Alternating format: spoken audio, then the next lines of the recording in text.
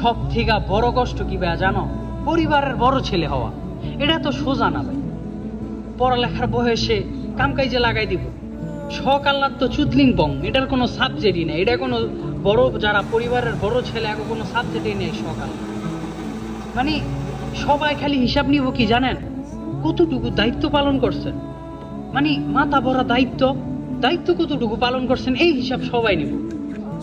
দায়িত্ব পালন করতে করতে করতে করতে নিজের দেহ শেষ কইরা, নিজের শখ আহ্লাদ সব শেষ কইরা যখন জিগাইবেন কতটুকু দায়িত্ব পালন করতে পারছেন, তখন সবাই কি করবো জানেন, তুই বাড়ির বড় বলা, তোর তো দায়িত্ব থাকবো। একটা পরিবার পুরার পিছনে সব থেকে বড় আত্মায় কি জানেন, বাড়ির বড় ছেলে। এটা যদি প্রথম দিকে প্রথম বড় বলা যদি চুতলিং পং হয়ে যায়, তাহলে ফ্যামিলি শেষ সেও।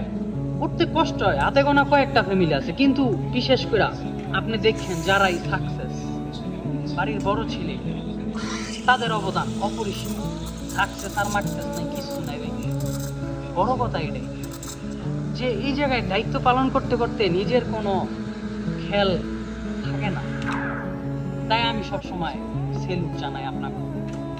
একটা সময় যে ভাইয়াগুলোকে সম্পর্ক খারাপ হয়ে যায় বেশিরভাগই বর্তমান যে সময়, কিন্তু ভাই আপনার পরিবারে বড় ভাইটা অতীতে কি করছে, কতটুকু পরিশ্রম করছে, কতটুকু চেষ্টা করছে, একটু খবর লেয়া দেখেন। ভালো থাকবেন।